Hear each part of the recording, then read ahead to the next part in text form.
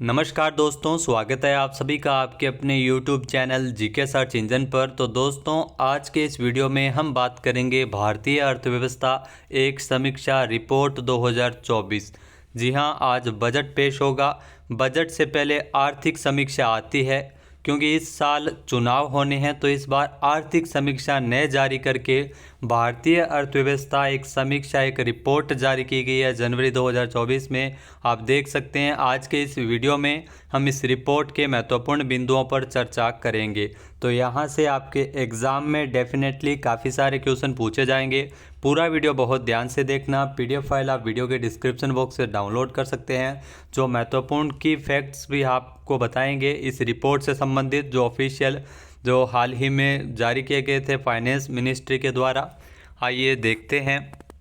तो भारतीय अर्थव्यवस्था एक समीक्षा रिपोर्ट 2024। तो वित्त मंत्रालय के द्वारा आर्थिक सर्वेक्षण के बजाय भारतीय अर्थव्यवस्था एक समीक्षा रिपोर्ट जारी की है 2024 में। वित्त मंत्रालय के मुख्य आर्थिक सलाहकार वी अनंत नागेश्वरन के कार्यालय के द्वारा तैयार की गई भारतीय अर्थव्यवस्था एक समीक्षा नामक एक वैकल्पिक रिपोर्ट जारी की है। क्योंकि इस साल चुनाव होने हैं, तो इस वजह से आर्थिक सर्वेक्षण है वो नहीं जारी किया जाएगा।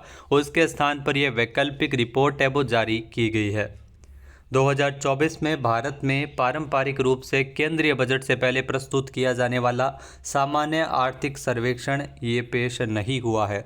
इसके बजाय वित्त मंत्री निर्मला सीतारमण 1 फरवरी को अंतरिम बजट पेश करेगी, जिसे वोट ऑन अकाउंट के रूप में जाना जाता है।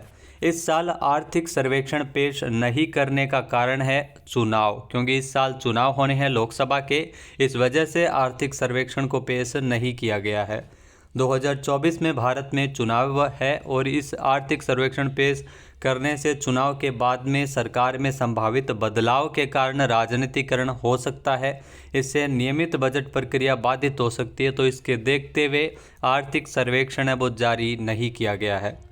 हालांकि वित्त मंत्रालय ने मुख्य आर्थिक सलाहकार सीईओ वी अनंत नागेश्वरन के कार्यालय के द्वारा जारी की गई भारतीय अर्थव्यवस्था एक समीक्षा शीर्षक से एक वैकल्पिक रिपोर्ट है वो पेश की है, जारी की है।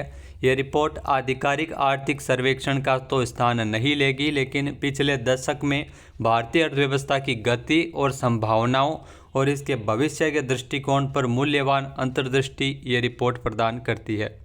ये ध्यान रखना भी महत्वपूर्ण है कि आधिकारिक आर्थिक सर्वेक्षण आम चुनाव और नई सरकार के गठन के बाद पेश किए जाने की उम्मीद है। यानी चुनाव होने के बाद में नई सरकार का गठन होगा, उसके बाद में जो बजट पेश होगा उसके बाद में ये आर्थिक समीक्षा पेश की जाएगी।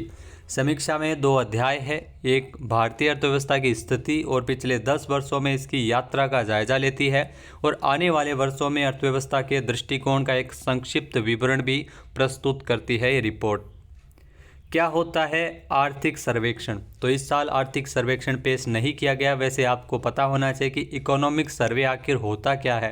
तो हर साल 1 फरवरी के दिन देश का बजट पेश किया जाता है। उसे ठीक एक दिन पहले आर्थिक सर्वेक्षण को सामने रखा जाता है।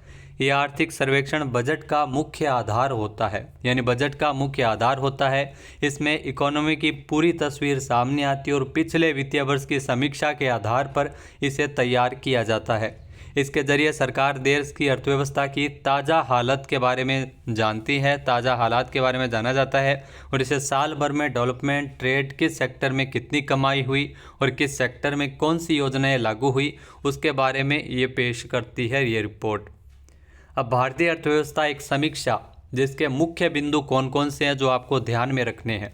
तो अगले 3 सालों में, नेक्स्ट 3 ईयर्स में भारत की जो $5 ट्रिलियन की अर्थव्यवस्था बनने का अनुमान है, वो 2030 तक $7 ट्रिलियन तक पहुंचने की संभावना है। 2030 तक इसमें संभावना व्यक्त की गई है कि भारत की जो इकोनॉमी होगी वो $7 ट्रिलियन तक पहुंच जाएगी। अगले 3 वर्षों में $5 ट्रिलियन की अर्थव्यवस्था बनने का अनुमान है। इस समीक्षा में पिछले दशक में किए गए संरचनात्मक सुधारों और उनके सकारात्मक प्रभाव पर यह समीक्षा केंद्रित है। इसके अलावा यह वैश्विक अनिश्चितताओं और चुनौतियों को स्वीकार करते हुए भविष्य की वृद्धि और मुद्रास्फीति पर सतर्क दृष्टिकोण प्रदान करता है। उम्मीद है कि भारत वित्त वर्ष 2024 में वैश्विक अर्थव्यवस्था को पछाड़ते हुए 7.2% की सकल घरेलू उत्पाद की वृद्धि दर को पार कर जाएगा। यानी 7.2% की सकल घरेलू उत्पाद जीडीपी की ग्रोथ रेट को ये पार कर जाएगा 2024 में वैश्विक अर्थव्यवस्था को पछाड़ते हुए। ये लगातार तीसरे वर्ष भारतीय अर्थव्यवस्था 7% से अधिक की विकास दर हासिल करने के लिए तैयार है। लगातार तीसरे वर्ष है। पिछले दशक में सार्वजनिक क्षेत्र के निवेश में वृद्धि, एक मजबूत वित्तीय क्षेत्र और पर्याप्त गैर खाद्य ऋण में वृद्धि हुई है। जी हाँ, गैर खाद्य ऋण में ये वृद्धि हुई है। संयुक्त राज्य अमेरिका और ब्रिटेन के बाद भारत अब विश्व स्तर पर तीसरी सबसे बड़ी फिनटेक अर्थव्यवस्था है। ये ध्यान में रखना है, संयुक्त राज्य अमेरिका और ब्रिटेन के बाद अब भारत है वो विश्व स्तर पर तीसरी सबसे बड़ी फिनटेक अर्थव्यवस्था है। इसके अलावा हांगकांग को पछाड़कर भारत दुनिया भर में चौथा सबसे बड़ा शेयर बाजार। यहाँ शेयर बाजार आप सभी को पता होगा, भारत में आजकल शेयर बाजार का ट्रेंड लगातार चल रहा है, युवा इससे जुड़ रहे हैं। तो हांगकांग को पछाड़कर भारत दुनिया भर में चौथा सबसे बड़ा शेयर बाजार बन गया है। इसके अलावा पीएम जन धन योजना से बैंक खाता रखने वाली महिलाओं का प्रतिशत भी काफ़ी बढ़ गया है। पीएम जन धन योजना जो केंद्र सरकार के द्वारा इस योजना के तहत बैंक खाते खुलवाए गए थे जीरो बैलेंस से, तो अब इस योजना के तहत बैंक खाता रखने वाली महिलाओं का भी प्रतिशत है वो काफ़ी बढ़ा है। महिला श्रम बल भागीदारी दर में भी वृद्धि हुई है और कौशल भारत मिशन, स्टार्टअप इंडिया और स्टैंडअप इंडिया जैसी पहल इस वृद्धि में योगदान दे रही है। इसके अलावा दोस्तों अगर बात की जाए उच्च शिक्षा में महिलाओं के लिए सकल नामांकन अनुपात में भी उल्लेखनीय वृद्धि की गई है। कितनी वृद्धि हो गई है ये भी हम चर्चा करेंगे। ये रिपोर्ट सरकारी समर्थन के कारण एमएसएमई क्षेत्र में गतिशीलता पर प्रकाश डालती है।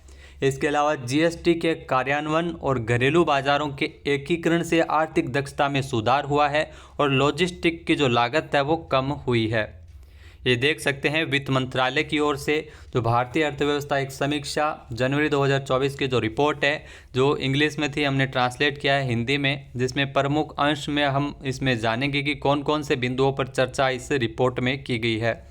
तो वित्त वर्ष 2024 में भारतीय अर्थव्यवस्था की 7% से अधिक की मजबूत वृद्धि का लगातार तीसरा साल है जब भारत में अर्थव्यवस्था 7% से अधिक की वृद्धि है, जबकि वैश्विक अर्थव्यवस्था 3% से अधिक वृद्धि के लिए संघर्ष कर रही है। यानी विश्व स्तर पर 3% जो अर्थव्यवस्था की जो दर है और भारत में अगर बात की जाए तो 7% से अधिक की वृद्धि हुई है।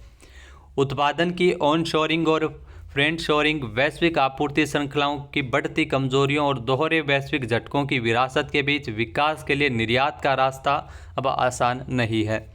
इसके अलावा स्थिर आर्थिक विकास सुनिश्चित करने की जो भारत की अटूट प्रतिबद्धता जलवायु परिवर्तन अनुकूलन, लचीलेपन के निर्माण और उत्सर्जन को कम करने के लिए आवश्यक निवेश के लिए संसाधन पैदा कर रही है।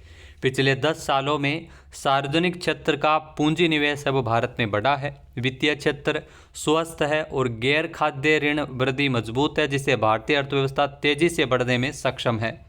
बेहतर समावेशी विकास, बहुत कम बेरोजगारी दर और मध्यम मुद्रास्फीति पिछले 10 सालों के दौरान कमजोरी से स्थिरता और मजबूती की यात्रा को चिन्हित करते हैं। इसके अलावा भारत सरकार के जो कोविड प्रबंधन, परिपक्व प्रोत्साहन उपायों और उल्लेखनीय रूप से जो सफल टीकाकरण भारत में कोविड के दौरान किया गया था, अर्थव्यवस्था को उच्च विकास पथ पर वापस ला दिया है। भारत की अर्थव्यवस्था फिर से पटरी पर आ गई है कोविड के बाद में। 2014 से लागू किए गए संरचनात्मक सुधारों ने अर्थव्यवस्था के व्यापक आर्थिक बुनियादी सिद्धांतों को मजबूत किया है। पीएम जो जन धन योजना के तहत खाते खुलवाए गए थे, जो नए प्रधानमंत्री बने थे नरेंद्र मोदी जी। उसके बाद अगर दोस्तों बात की जाए अंश का जो दूसरा पार्ट है, जिसमें वित्तीय क्षेत्र को मजबूत करने के लिए सुधारों ने जो भी सुधार किए गए वित्तीय क्षेत्र को मजबूत करने के लिए, इसमें बैंकों और कॉरपोरेट्स की बैलेंस शीट को साफ करने में मदद की है। अब बैंकों को अर्थव्यवस्था के सभी क्षेत्रों को ऋण देना फिर से शुरू करने के लिए प्रोत्साहित किया है। जीएसटी को अपनाने के लिए जो आए घरेलू बाजारों के एकीकरण ने बड़े पैमाने पर उत्पादन को प्रोत्साहित किया है।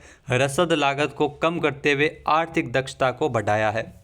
व्यापार अनुपालन को आसान बनाने के और नीतिगत अनिश्चितताओं को दूर करने के लिए निवेश प्रोत्साहन और पहल ने जो स्टार्टअप्स के पोषण के लिए एक पारिस्थितिकी तंत्र बनाया गया है। भारत के लोग पिछले 9 वर्षों के दौरान न केवल सरकारी कार्यक्रमों के लाभार्थी है बल्कि इसकी आर्थिक सफलता के भी संचालक है, यानी इसको सफल बनाने के लिए भी काफ़ी मेहनत कर रहे हैं भारत के लोग।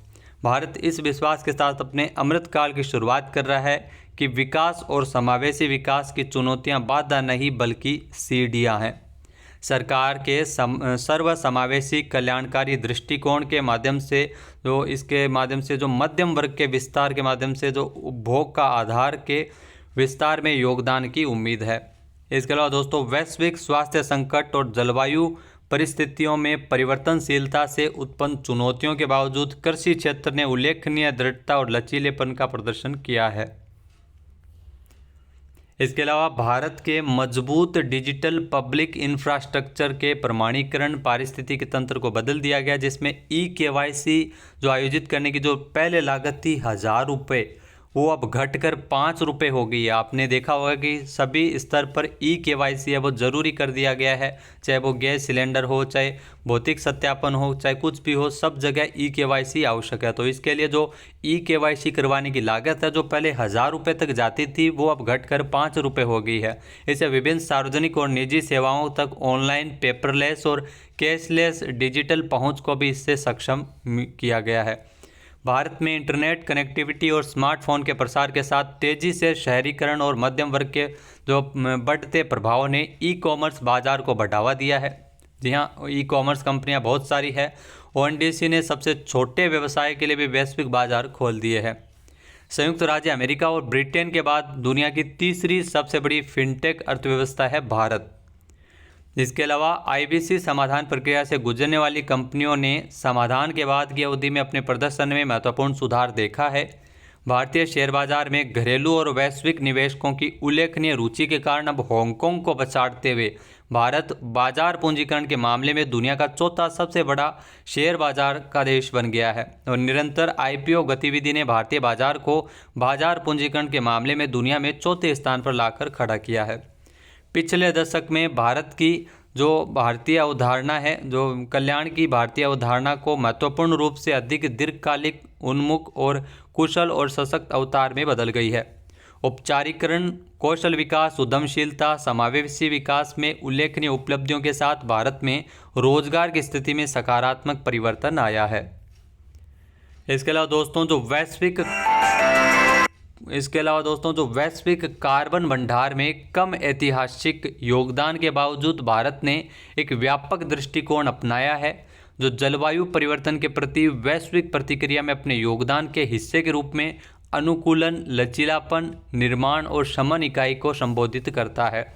सरकार के द्वारा लागू किए गए सहायक उपायों में MSME तेजी से जीवंत और गतिशील हो रही है। यह MSME जो तेजी से जीवंत और गतिशील हो रही है। पंचायतों में महिलाओं के लिए आरक्षण से पीने के पानी और सार्वजनिक सड़कों जैसी महिलाओं की चिंताओं से जुड़ी सार्वजनिक वस्तुओं में अधिक निवेश किया गया है। इसके अलावा दोस्तों, जो PM जन धन योजना है उनमें उन महिलाओं के बैंक खातों का अनुपात बढ़ा दिया गया है जिसमें वे स्वयं उपयोग करती है।